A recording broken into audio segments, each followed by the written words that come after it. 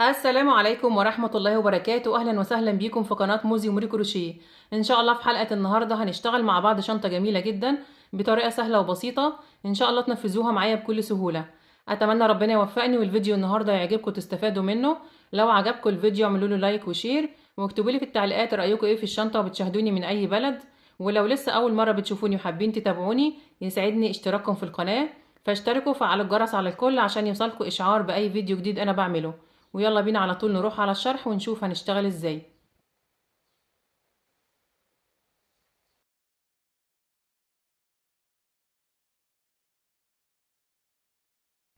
انا هشتغل بخيط مكرمية مصري متوسط السمك، سمك 3 ملي، وابرة رقم 5 مليمتر. تقدروا تشتغلوا باي نوع خيط يكون مناسب مع الابرة المناسبة ليه، وتشتغلوا بنفس الطريقة اللي انا هشتغل بيها معاكم النهاردة. وتقدروا كمان تتحكموا في المقاسات، تكبروا او تصغروا حسب المقاسات اللي انتوا عايزينها. هبدأ بسم الله.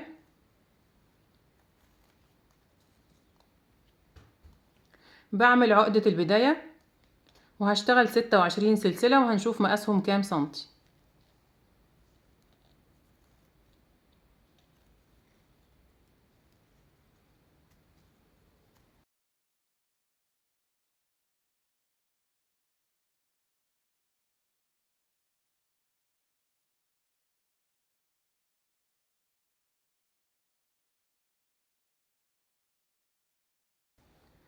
ال26 سلسلة مقاسهم 24 سنتي بالظبط.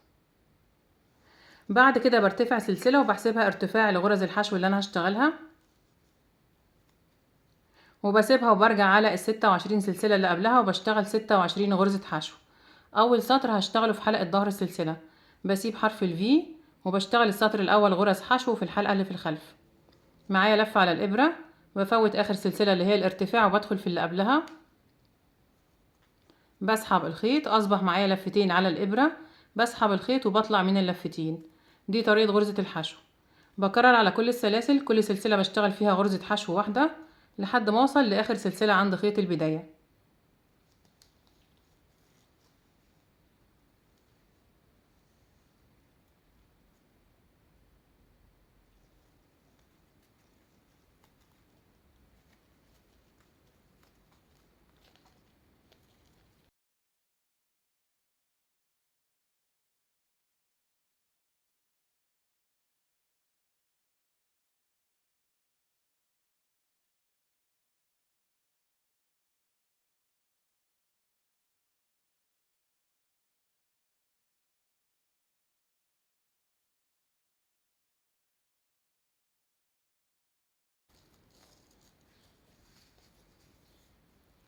كده انا اشتغلت اول سطر 26 غرزة حشو في حلقة ظهر السلسلة. بقى الشكل زي ما انتم شايفين.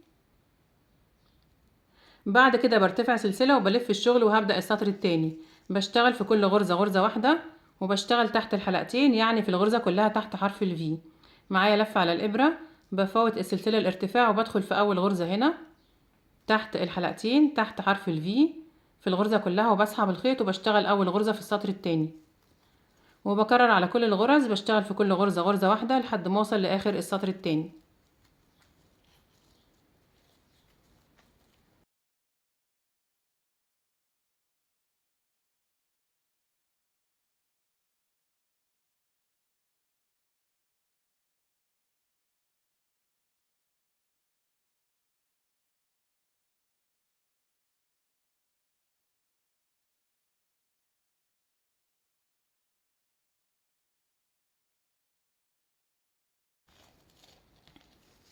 كده انا اشتغلت سطرين من غرز الحشو على ال26 سلسلة اللي انا بدأت بيهم. برتفع سلسلة وبلف الشغل وهبدأ السطر الثالث، وبشتغل في كل غرزة غرزة تحت الحلقتين لحد ما اوصل لاخر السطر. برتفع سلسلة وبلف الشغل وببدأ السطر الرابع وبشتغل رايح جاي، وبرتفع بالشغل بتاعي على ال26 غرزة لحد ما اكملهم 14 سطر من غرز الحشو. بعد ما كملتهم 14 سطر من غرز الحشو بقى الشكل زي ما انتم شايفين. ده شكل غرزة الحشو، شكلها جميل جدا. هنشوف المقاسات كام سنتي. مقاس الارتفاع 13 سنتي بالظبط، ومقاس العرض 25 سنتي. زي ما اتفقنا تقدروا تكبروا المقاسات او تصغروها زي ما انتوا عايزين. بعد كده هثبت الخيط وهقصه.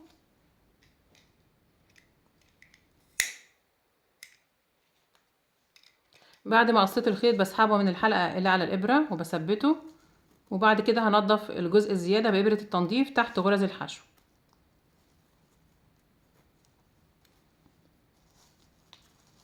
بجيب طرف خيط جديد وبقلب القطعة بتاعتي زي ما انتم شايفين. ده شكل القطعة، السطور الزوجية 2 4 6 8 10 12 14. بقلب القطعة كده وبفوت في بداية السطر 4 غرز وفي نهاية السطر 4 غرز، وبشتغل غرز حشو على الغرز اللي في المنتصف.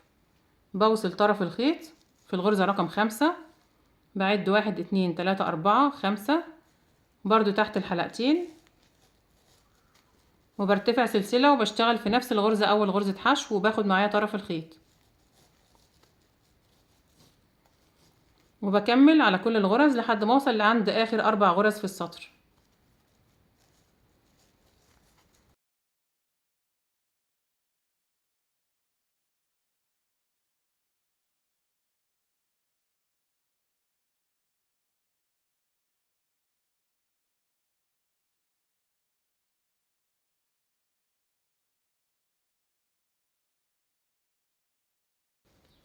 كده انا اشتغلت 18 غرزة حشو في المنتصف، وسبت هنا 4 غرز في البداية و4 غرز في النهاية. برتفع سلسلة وبلف الشغل وهبدأ السطر التاني. بشتغل في كل غرزة غرزة بنفس الطريقة اللي اشتغلت بيها السطور اللي قبل كده تحت الحلقتين.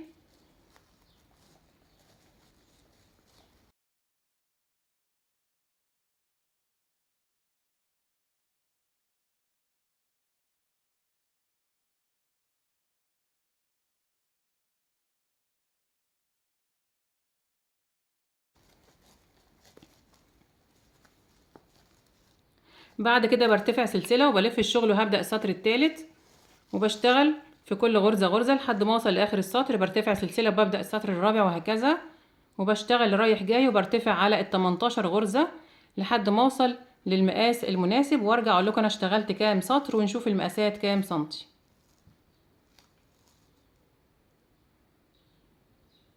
انا كده ارتفعت 22 سطر من غرز الحشو على ال 18 غرزة اللي انا بدأت بيهم من هنا لحد ما وصلت لمقاس 21 سنتي. المقاس 21 سنتي بالظبط، وكنا اشتغلنا هنا 13 سنتي، يبقى المقاس كله 33 سنتي. مقاس العرض في الجزء ده 18 سنتي بالظبط. بعد كده برتفع سلسلة وبلف الشغل وهبدأ اعمل تناقص.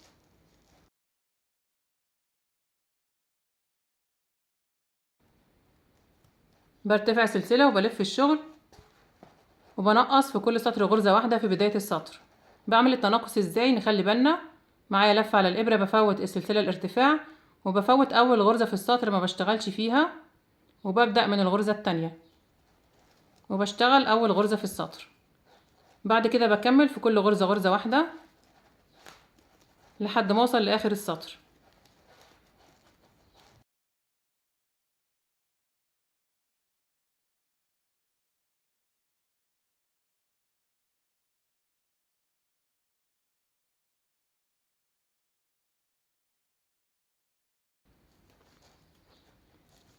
كده انا نقصت غرزة، يعني اشتغلت 17 غرزة. برتفع سلسلة وبلف الشغل وهبدأ اعمل تناقص في السطر الجديد. بنقص اول غرزة في السطر، بفوت اول غرزة ما بشتغلش فيها وببدأ من الغرزة التانية، وبكمل بنفس الطريقة. هيكون معايا في اخر السطر 16 غرزة.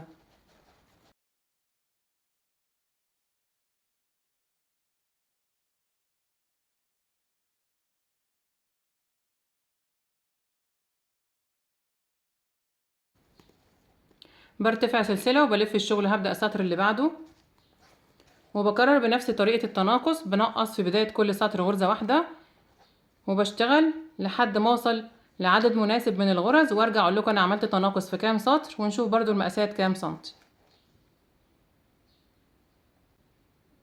انا كده عملت تناقص في 8 سطور، في اخر 8 سطور يعني نقصت 8 غرز من ال 18 لحد ما وصلت بعدد الغرز في السطر الاخير 10 غرز حشو. بقى الشكل زي ما انتم شايفين. وصلت بالمقاس في القطعة كلها ل 41 سنتي. المقاس 41 سنتي بالظبط. بعد كده هقص الخيط وهثبته وهنضف الخيوط الزيادة.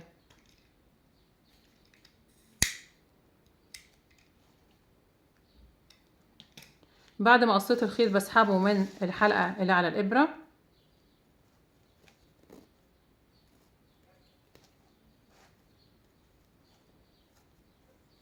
وبلضمه في إبرة التنظيف، وهنضف الخيوط الزيادة كلها تحت غرز الحشو.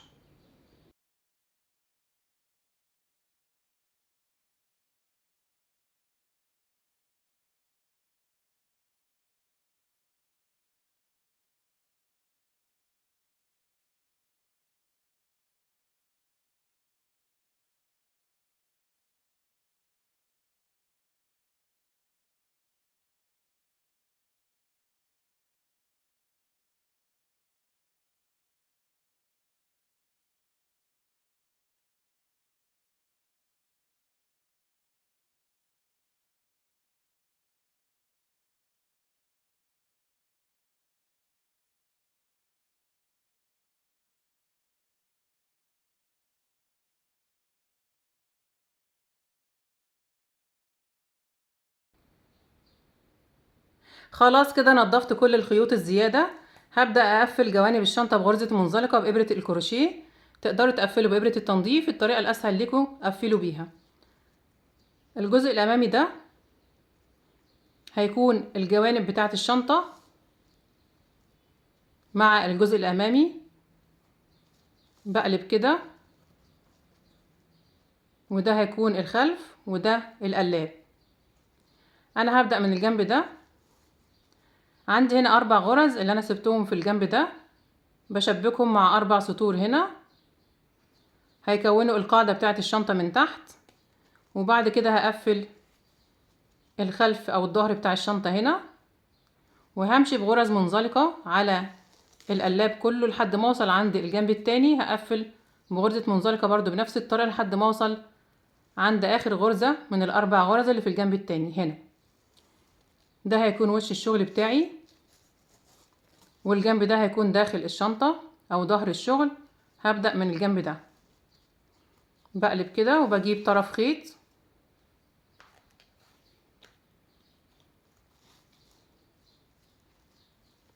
وهقفل الحلقات اللي بره مع السطور اللي هنا. هسحب الخيط من جوه، بسيب حوالي 10 سنتي عشان التقفيل او التنظيف وتثبيت الشغل بتاعي.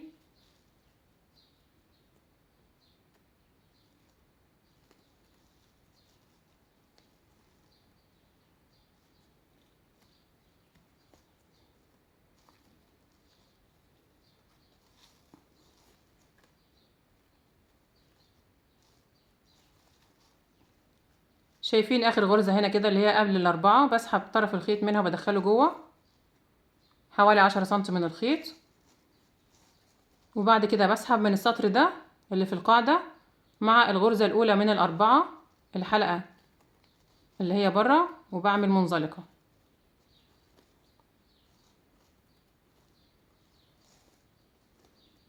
بروح على السطر التاني في الحلقة البارزة دي مع الغرزة التانية وبسحب وبعمل منزلقة. السطر التالت مع الغرزة التالتة بسحب الخيط من الحلقتين، وبعد كده بسحبه من الحلقة اللي على الإبرة. هنا في السطر ده حلقة بارزة اللي هي الحلقات البارزة دي كده مع الغرزة رقم 4 وبعمل منزلقة. كده انا قفلت ال4 غرز اللي انا سبتهم في الجنب مع 4 سطور من السطور اللي تحت هيكونوا القاعدة بتاعة الشنطة، وهقفل قصادهم من الجنب التاني ال4 غرز برضو في ال4 سطور من هنا. بعد كده بلف الشغل بتاعي وبقفل. عندي هنا 14 سطر كنا اشتغلناهم في البداية، بقفل قصادهم 14 سطر في الجزء الخلفي.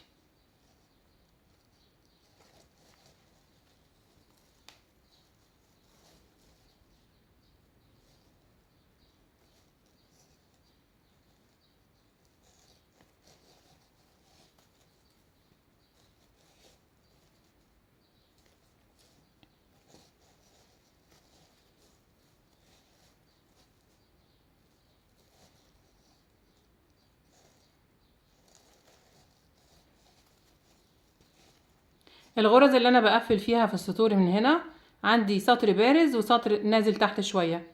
بقفل في الحلقة البارزة دي مع الحلقة اللي هي تحت اللي هي ناحية بره، ومن هنا برضو نفس الطريقة.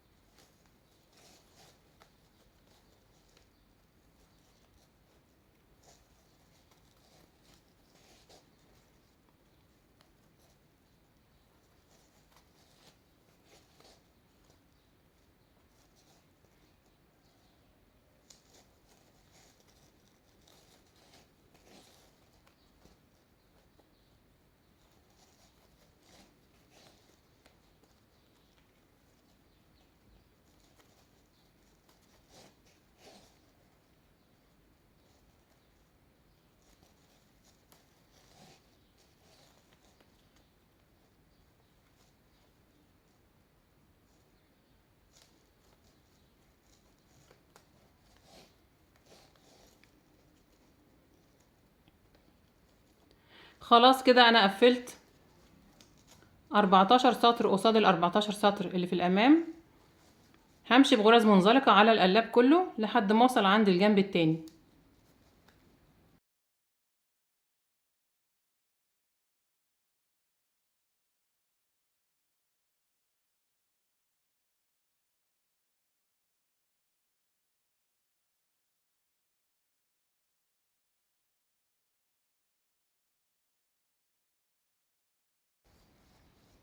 وصلت هنا عند اخر سطر، بشتغل تحت الحلقتين او تحت حلقة واحدة زي ما انتوا عايزين.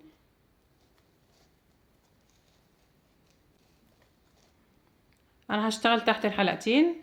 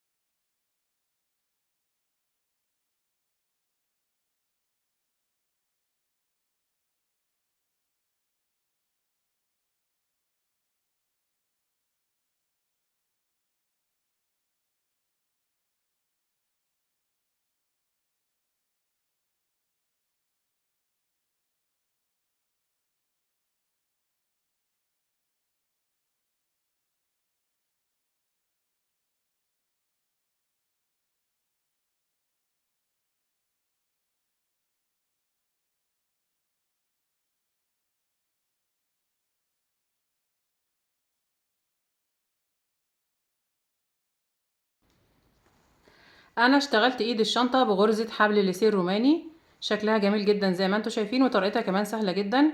اشتغلتها على 3 فتلات عشان تبقى سميكة زي ما انتوا شايفين. لو عايزين تعرفوا طريقة عمل ايد الشنطة هتبصوا قدامكم على الشاشة دلوقتي في علامة الاي، هتلاقوا مكتوب طريقة عمل ايد الشنطة، هتضغطوا عليه هيدخلكم على طول على الفيديو. طريقة عمل حبل الليسيه الروماني بكل تفاصيله، على فتلة واحدة وعلى فتلتين. بجيب حلقات سهلة الفتح،